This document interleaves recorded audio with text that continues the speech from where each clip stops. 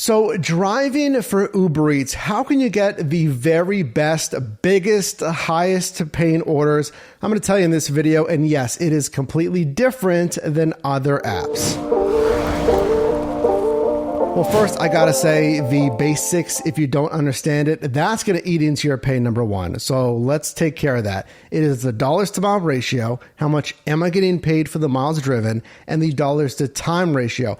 How much am I getting paid, and really, how much time is it gonna take? So we aim on any side hustle app, Uber Eats included, obviously, $175 paid out per mile and $25 per hour. So when it comes to maximizing your pay, specifically on Uber Eats, there's just two things I want you to focus on in this video. It is bonus pay and customer tips. So think about customer tipping. When and what determines how much a customer is going to tip? So in parts, it could be the person, right? The demographic, the behaviors. Are they prone to tipping? And then think about a flat percent, because these apps have that suggested tip amount.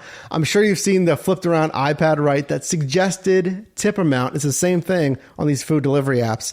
So 10% of a small basket size, obviously it's not going to pay you as much as 10% of a larger order or basket size. So when you're driving, we talk about power strips, right? Those are areas that are really dense with restaurants. And if it's dense with like McDonald's, Wendy's, Taco Bell, think about that basket size. Now, that doesn't mean you just want to exclusively target like high-end restaurants, because there's less customers, usually you would think, right, ordering from those high-end restaurants, and they're really dinner focused. So that's not going to help you during other parts of the day. But keep that in mind. Try to have a good balance of these small and ideally the middle and the higher tier restaurants. So who's tipping? How often are they tipping? And what percent of that basket size are they tipping? That's number one, right?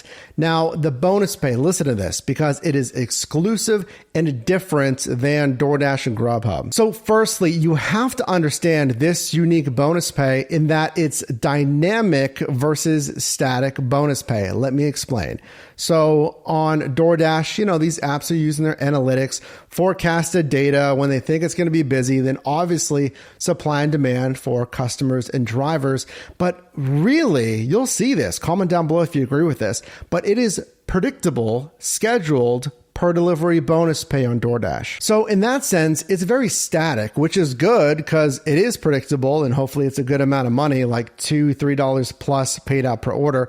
But it is set from like 2 to 5, 4 to 7, whatever it is, versus dynamic and real-time changing bonus pay, as Uber calls it. Now, it's not exactly real-time bonus pay, but their bonus pay does change over, I'd say, 3 to 5 minutes. So one way to get more pay and consequently more bonus pay is timing the bonus pay. And this is exclusive to Uber Eats. Even Grubhub and of course DoorDash, they don't do this. So around the busiest times, if you're smart, you'll see that surge pay. That's that per delivery bonus. There's quests, which are batch bonus. We're not talking about that. Consecutive streak bonuses. We're not talking about that. And even Boost Plus, because that is scheduled. We're talking about really the main bonus driver on Uber Eats, that surge pay. But if you know when and where to drive, you're staging at those power strips that we talked about, good power strips actually, then you'll see the surge pay start at like an extra $1 and then $1.50, then $2. And again, if you're smart and you can time it and you know that trend analysis, you can kind of wait and know, I'm not going to go online with that $1 because I have a feeling it's going to hit $3 in just 4 or 5 minutes. So on Uber Eats, you can in essence be rewarded with more surge pay by knowing your market, doing that research, and knowing the best power strips. Because yes, the bonus pay on DoorDash, it is more stagnant. It is more predictive, which is good, but it covers that entire market segment versus you really have to know the best spots on Uber Eats because that surge only appears on these certain spots that are really actually busy. Oh yeah, one more thing about that surge pay is if you really don't know the best spots and you're kind of guessing, I don't want you to chase that surge pay. Now listen, if it's 1 to 4 minutes, let me know down below in the comments. 1 to 4 minutes, maybe 5 minutes, but ideally 1 to 4. for whatever reason, that's the number I'm comfortable with. You don't want to chase it. That's my point. Because since it does change every 3-4 minutes or so, if you're going to chase that surge pay $2 in this other segment on the marketplace, by the time you get there, exactly you know what's going to happen. So with Uber Eats, we're focusing on what? Two major staples to maximize your pay. It's that customer tip and the bonus pay. So I have three specific examples, actually 3 completely unique scenarios to show you this. So my first scenario are bonus pay heavy offers. So these are the ones that are going to use that supply and balance that we talked about to give you more surge pay. All right, but hold on. So we don't have a breakdown of where the pay is coming from though, right? So look at this order here. It's a high paying order, but we don't know necessarily, is it coming from surge or is it coming from a high tipper? So yes, obviously there you're going to have to use your best judgment. And obviously, if you're in a surge zone, it stands to reason that a lot of that pay is going to come from surge. Scenario number 2 is what I'm calling the easy add-on. So look at this order request. Standard order, $6.77, 2.1 miles. So that's good right off the bat for our dollars to mile ratio. But what I feel Uber Eats really loves to do is toss you another order, a stacked order request as it is, 2 or more assignments for one driver, but it's done as an add-on order. So in transit, as you're arriving to that first pickup, they toss you the add-on order here. $4.50, just 0.8 additional miles for an extra 7 minutes. That's nothing, and you're getting an extra $4.50. So what was originally $6.77 is now $11+ for 25 minutes, and it's setting you up well for that hour. But let me show you another example though. Look at this one. $6.50 for a Starbucks. It is 0.3 miles for 9 minutes. I mean, that's a no-brainer as it is. But then as I approach that location, what Uber Eats likes to do, if it's busy enough, and this, again, it all goes back to your trend analysis and your research, I get an additional $6.99, 1.5 miles additional for just an additional 7 minutes. And I know that's technically 2 orders, but I feel like Uber Eats is really unique in the fact that they love sending you the add-on orders.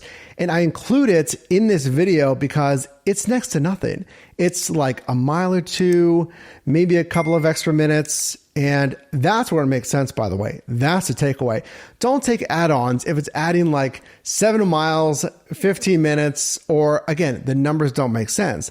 But when they do make sense, it's basically free money. In my third scenario, unique to Uber Eats are the big tippers. Actually, look at this order right here. I just had this today. So this one was $17.11. Now remember, I asked you, how do we know if it's bonus pay, like surge or tipping? When I did this order, it was just today, there was no surge pay. So I knew this had to have been from a high tipper because honestly, it's not going to come from the base pay from the customer. This is from a customer tip. So look here, it is $17.11. And this is the hack, folks, for Uber Eats exclusively. It says includes expected customer tip.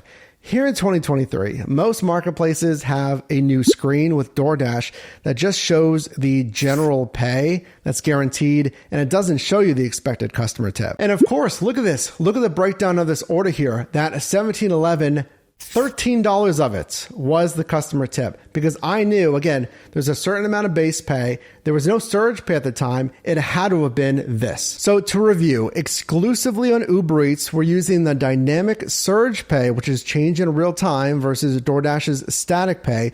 We're using the payouts on the order request screen, and we're choosing where to actually stage in those power strips based on our research and knowing where hopefully that surge pay is going to be. And again, using that payout for, hey, is it coming from surge that we just talked about, or is it coming from high customer tips? Because we can leverage that because DoorDash is not showing us the expected tip. By the way, if you do want to track your numbers on really any gig app, get our earnings tracking spreadsheets. It is for Mac, it is for Windows, or our Mastering Delivery course if you just want to know the best practices for food delivery apps. Drop a like in this video if you got value. You can also click or tap the screen here for my newest video, as well as a video recommended for you, and I'll see you in the next one.